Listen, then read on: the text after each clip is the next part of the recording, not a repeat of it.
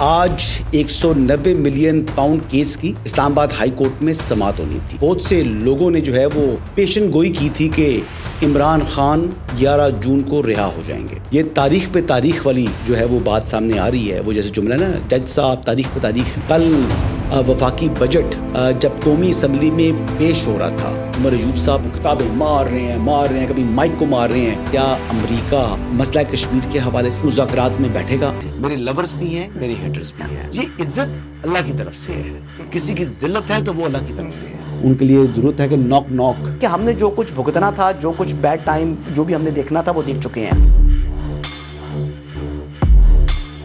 हसन अयूब खान के तमाम देखने वालों को अस्सलाम वालेकुम। नाजरीन, आज 190 मिलियन पाउंड केस की इस्लामाबाद हाई कोर्ट में समाअत होनी थी। आज 11 जून है और इसी से मुतल्लिक बहुत से सियासी पंडित या बहुत से लोगों ने जो है वो पेशन गोई की थी कि इमरान खान 11 जून को रिहा हो जाएंगे। पहले 5 जून की तारीख थी, फिर 11 जून की तारीख आई और आज केस की समाअत ही ना हो सकी। तो अब 26 जून की तारीख पड़ गई है। ये तारीख पे तारीख वाली जो है वो बात सामने आ रही है। वो जैसे जुमला ना, जज साहब तारीख पे तारीख। तो ये बज़ाहिर वैसा ही को मामला जो है वो बनाने की कोशिश की जा रही है। ये अदालतों में तारीख पढ़ना मामूल का अमल है। आप अगर सुबह कचहरी में जाएं, अगर किसी एक कोर्ट में चले जाएं, वहाँ पर अगर 50 केस लगे हुए हैं, 70 केस लगे हुए हैं, तो 70 में से हो सकता है कि जो 50 केस हैं उनमें बग़ैर जो समाअत के उनकी अगली तारीख जो है वो रीडर साहिबान दे देते हैं। कॉन्स्टिट्यूशनल कोर्ट में इस तरह जो है वो कम होता है, लेकिन कॉन्स्टिट्यूशनल कोर्ट में भी तारीखें पड़ती हैं। और जब जजेस सीट पर अवेलेबल ना हो या प्रिंसिपल सीट के ऊपर अवेलेबल ना हो, तो फिर इस तरह की चीज़ें होती हैं। मैं सुप्रीम कोर्ट की बात कर रहा हूँ, क्योंकि ये मामला इस्लामाबाद हाई कोर्ट का है। तो ये जो इमरान खान साहब की 190 मिलियन पाउंड केस में जो सज़ा मुअत्तली की दरख्वास्त है, या बुशरा बेगम की, ये जो है ये 2 जजेस जो हैं हाई कोर्ट की डीबी सुनती है। जो एक्टिंग चीफ जस्टिस हैं, इनके साथ जस्टिस मोहम्मद आसिफ, ये 2 रुकनी जो है ये बेंच है। जस्टिस मोहम्मद आसिफ जो हैं वो छुट्टी पर हैं। वो ईद पर गए थे जो बलूचिस्तान, और वो साल में ग़ालिबन ये जो जजेस होते हैं ये एक आध मरतबा ही जो है अपने होम टाउन जाते हैं। तो अब जो जज साहब जो हैं वो सीट पर अवेलेबल नहीं थे, तो केस की अगली समाअत पड़ गई। लेकिन तहरीक इंसाफ ने इस मौके को भी पोलिटिसाइज़ करने और इसको कैच जो है वो करने की भरपूर कोशिश की। पूरी पाकिस्तान तहरीक इंसाफ की क़यादत जो है वो हाई कोर्ट में दिखाई दी। फिर अली मीन गंडापुर साहब, सलमान सफदर साहब, सलमान अकरम राया साहब और शिबली फराज साहब, अलीमा खान साहिबा, ये तमाम के तमाम लोग जो हैं वो इन्होंने कहा जी हम तारीख़ लेकर जाएंगे। अच्छा, तारीख़ लेकर जाएंगे मतलब ये ऑटोमेटिकली तारीख़ पड़ जाती है। जब जज अवेलेबल नहीं है तो फिर ऑटोमेटिकली आपको तारीख़ मिलनी थी। तो उन्होंने बड़ी जो है वो बहुत बड़ा तीर चलाया है, बड़ी तलवार मारी है कि वो 26 जून की तारीख़ लेकर आ गए हैं। अगर वो ये ड्रामा ना भी करते तो मेरे ख़्याल से उनको यही तारीख़ मिल जानी थी। अच्छा, वो जो है वो PSO टू चीफ जस्टिस और सेक्रेटरी टू चीफ जस्टिस जो हैं इनके दफातर में बैठे रहे। तकरीबन 1 से 1.5 घंटा ये लोग वहाँ बैठे रहे, चाय पी। सबसे पहले तो ठंडा पानी पिया, और जो ज़राए बताते हैं उसके बाद ठंडे पानी के बाद फिर चाय पी, बिस्किट वगैरह भी खाए, और बड़े डिसेंट माहौल में बैठे रहे। कोई वहाँ पर इन्होंने इस किस्म की बात नहीं की, बल्कि बाकी दीगर इश्यूज़ के ऊपर जो है वो लेफ़्ट राइट की जो है वो गुफ्तगू भी वो करते रहे हैं। अच्छा, ये बाहर आकर उन्होंने कहा जी कि जो अलीमा खान साहिबा ने कि जो जजेस जो हैं ये शैतानी खेल खेल रहे हैं या इस किस्म की बात कर रहे हैं, तो मतलब ये मुनासिब नहीं है जजेस से मुतल्लिक इस किस्म की अल्फाज अदा करना। और देखें, जस्टिस मोहम्मद आसिफ जो हैं वो छुट्टी पे जाना उनका हक़ है। अभी खाली वो अकेले तो छुट्टी पर नहीं गए हुए, जस्टिस अरबाब ताहिर भी छुट्टी पर हैं, और जस्टिस सोमरो सिंध में, यानी अरबाब ताहिर साहब तो बलूचिस्तान में ही छुट्टी पर हैं, और जो जस्टिस सोमरो हैं वो कराची गए में हैं, वो सिंध में हैं। तो जजेस की छुट्टी मामूल है। यानी अगर मैं आपको बताऊं तो अब इस बात पर भी अब आइंदा हफ्ते जो नेक्स्ट वीक है, नेक्स्ट पूरा वीक जो है जस्टिस बाबर सत्तार साहब छुट्टी पर है। तो अब क्या जजेस छुट्टी जो है वो करना बंद कर दें, क्योंकि बानी चेयरमैन तहरीक इंसाफ का केस लगना है। तो ये अदालतें जो हैं वो रूटीन के मुताबिक इसी तरीके से चलती हैं। अब जिस तरीके से ये लोग मंजन बेच रहे हैं कि जनाब ये अगर ये केस की समाअत हो जाती तो 1.5 घंटे के अंदर अंदर जो है वो सज़ा मुअत्तल हो जानी है, तो ये ख्वाब गफलत में है। मैं बड़े मतलब आपको यकीन से ये बात बता रहा हूँ कि ये सवाल ही पैदा नहीं होता। और फिर जो जज हैं नासिर जावेद राना साहब से मुतल्लिक जिस किस्म की गुफ्तगू की अलीमा खान साहिबा ने, मोहतरमा आपके जो वकला हैं उन्होंने हर केस में जजेस के ऊपर एतराज़ात उठाए, लेकिन ये वो वाए जज थे जिनके ऊपर आपने और आपके वकील सलमान सफदर साहब ने बिल्कुल कोई इतराज़ नहीं उठाया, बिल्कुल कोई इतराज़ नहीं किया। तो जब एतराज़ नहीं किया दौरान ट्रायल, तो बाद में जब जजमेंट आपके ख़िलाफ़ आ गई, फैसला आपके ख़िलाफ़ आ गया, तो फिर आपको तकलीफ़ है, अब वो जज बुरा हो गया है। लेकिन उस टाइम वो जज साहब ठीक थे, एक बात। दूसरा, उन्होंने ट्रायल में कोई हेस्ट नहीं की, वो ट्रायल उन्होंने बिल्कुल पुरसुकून तरीके से किया। लेकिन अलीमा खानम साहिबा या अलीमा खान साहिबा को जो है उनके ऊपर बड़ी तशवीश है।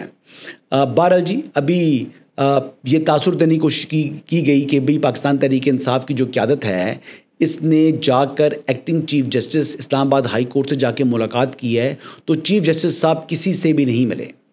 इनकी मुलाकात सेक्रेटरी टू चीफ जस्टिस और PSO to chief justice Islamabad high court जो है उनके साथ इनकी मुलाकात रही है। 1 से 1.5 घंटे की ये नशिस्त थी, इससे ज़्यादा कोई कहानी नहीं है। सब जो है ना वो लफाजी है और ट्वीट्स हैं और वीलॉग्स हैं। ये मैं आपको बड़ा मतलब यकीन से बता रहा हूँ। दूसरी खबर जी, दूसरी खबर ये है कि कल वफाकी बजट 2025-26 जब कौमी असम्बली में पेश हो रहा था, तो कायदे हिज़्ब इख्तिलाफ कौमी असम्बली के अंदर उमर अयूब साहब ने जिस यानी कहते हैं ना कि जज्बे के साथ, जिस जुनून के साथ वो जो है वो डेस्क के ऊपर जो है वो किताबें मार रहे थे, जैसे कोई छोटा बच्चा, कोई 2री या 3री क्लास का बच्चा जो है वो अब टीचर क्लास रूम्स में जो है वो अवेलेबल नहीं है, वो वहाँ से कहीं लेफ़्ट राइट हुए हैं, तो जनाब फिर वो किताबें मार रहे हैं, कभी माइक को मार रहे हैं। मतलब गवर्नमेंट प्रॉपर्टी का जो है ना वो नुकसान करने जा रहे थे, इस तरह अपने जज्बात दिखा रहे थे। काश उन्होंने ये जज्बा बजट से पहले अपना शैडो बजट पेश करके जो है ना वो किया होता, फिर तो मैं कहता जनाब कि उन्होंने वाकई कुछ जज्बा दिखाया है को ओपोजिशन की जो जमात है वो शैडो गवर्नमेंट है, शैडो गवर्नमेंट अपना कोई शैडो बजट दे, लेकिन नहीं, इन्होंने नहीं किया। मैं तो इस बजट के ऊपर जो है वो पहले ही सवाल उठा चुका हूँ गुज़िश्ता रोज़। जिस तरीके से उन्होंने दिफाई बजट में जो है वो सिर्फ 20% जो है वो इजाफ़ा किया है, जबकि अपनी जो है वो वज़रा की जो तनख्वाहें हैं मरात हैं उसमें काफ़ी जो है 500 गुना के करीब तकरीबन इजाफ़ा हुआ है। पार्लियामेंटेरियंस की सैलरी जो है वो भी कई गुना बढ़ चुकी है। मेरे अपने भाई MP हैं पंजाब असम्बली में, उनकी भी सैलरी जो है वो कई गुना बढ़ी है। और ये चीज़ है जी, ये पार्लियामेंटेरियंस जो है ऑलरेडी ये मरात याफ्ता तबका होता है। ठीक है, जो रिज़र्व सीट से कई लोग आते हैं या माइनॉरिटीज़ के होते हैं, उनके लिए अगर वो अच्छा काम करें तो मेरे ख्याल से वो, जैसे मेरे कोलीग हैं खावर घुमन साहब, वो कहते हैं जी ये 500% को जो है ना आप 1000% कर दें, लेकिन फिर परफॉर्म करें।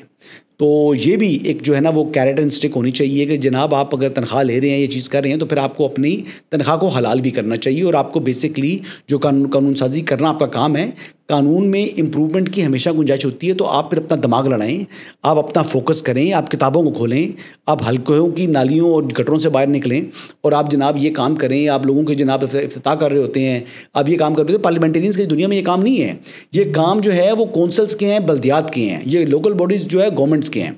लेकिन हमारे यहाँ जो है वो उल्टा रिवाज है और पता नहीं, मालूम नहीं कि मैं ज़िंदगी में इस रिवाज को ख़त्म होता हुआ देखूंगा या नहीं देखूंगा। लेकिन बहरहाल जी एक चीज़ है जी। तीसरी खबर जी वो काफ़ी इम्पोर्टेंट है और ये आपको मालूम है कि अमरीकी महकमा ख़ारजा की तर्जुमान, उनसे जब सवाल किया गया मसला कश्मीर के हवाले से कि क्या अमरीका ख़ुद जो है बतौर तीसरा फ़रीक इन मुज़ाकरात में बैठेगा, तो उसमें जो उन्होंने तकरीबन गोल मोल जवाब दिया। उन्होंने पहली बात तो जो इम्पोर्टेंट बात की, उन्होंने कहा जी कि इससे मुतल्लिक जो है वो बेहतर जो जवाब है वो आपको वाइट हाउस दे सकता है। लेकिन उन्होंने कहा कि यकीन तौर पर कि प्रेसिडेंट ट्रंप ने जब ये बात की है तो वो उन्होंने एक कि दोनों फ्रीकैन यानी पाकिस्तान और हिंदुस्तान को जो है वो सीज़ फायर करवाया उनसे, इस बात पर इत्तेफाक कराया। और उनमें ये भी एबिलिटी है, he is the only one कि जिसमें ये एबिलिटी है कि वो दोनों ममालिक को इख्तलाफात को साइड पर रख कर जो है वो एक मुज़ाकरात की मेज़ पर बिठा सके। लेकिन बहरहाल उन्होंने कहा कि ये जो है वो प्रेसिडेंट ट्रंप यकीन तौर पर इस हवाले से उनका एक विजन भी है और वो इसमें एक अपना अहम रोल जो है वो अदा कर सकते हैं। तो ये एक मरतबा फिर मसला कश्मीर जो है वो इंटरनेशनली यूएस के स्टेट डिपार्टमेंट से वहाँ से जनाब इसका ज़िक्र हुआ और ये एक कामयाबी है, क्योंकि अब ये देखें कि पाकिस्तान तो हमेशा से इस मौक़िफ़ पर रहा है कि मसला कश्मीर जो है वो एक बैनुल-अक़वामी मसला है, ये एक इंटरनेशनल इशू है। लेकिन इंडिया का मौक़िफ़ ये था कि जनाब ये जो मसला कश्मीर है ये बायलैटरल इशू है।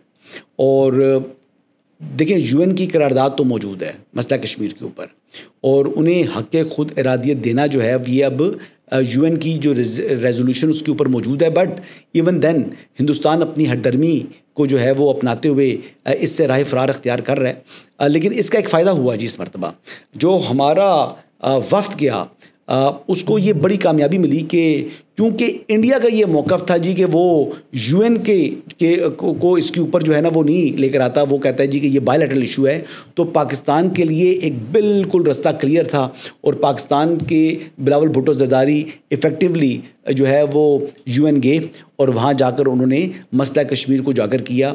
वैसे बिलावल के हवाले से मैं ये कहूँगा कि जिस तरीके से क्लैरिटी के साथ जितनी उन्होंने दो टोक अंदाज में, बिल्कुल उन्होंने कोई लगी लपटी नहीं रखी, उन्होंने बिल्कुल दो टोक अंदाज में जो है एक तो हिंदुस्तान की जो क़यादत है सियासी क़यादत उसको भी एक्सपोज़ किया, हिंदुस्तान की जो रिजिडनेस है उसको भी एक्सपोज़ किया, हिंदुस्तान का जो माइंडसेट है और जो दहशतगर्दी वो ख़ुद कर रहा है, जो स्टेट टेररिज्म कर रहा है उसको एक्सपोज़ किया।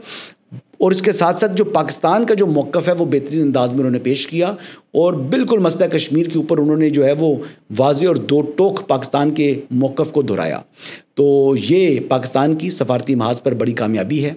कोलंबिया जैसे मुल्क ने भी हिंदुस्तान के जो मौक़िफ़ था उसको बाय नहीं किया, उस पर एतमाद का इजहार नहीं किया। तो ये उनकी नाकामी और पाकिस्तान की कामयाबी है अल्हम्दुलिल्लाह। कल इंशाल्लाह जी कोशिश करेंगे कि हैदर नकवी साहब इस वक्त इस्लामाबाद में मौजूद हैं तो उनको पकड़ा जाए और उनसे जो है वो चंद जो है वो लम्हे लेकर हम आपके लिए रिकॉर्ड कर लें। इजाज़त दीजिएगा, कल दोबारा आपकी खिदमत में हाज़िर हूँगा। अल्लाह हाफ़िज़।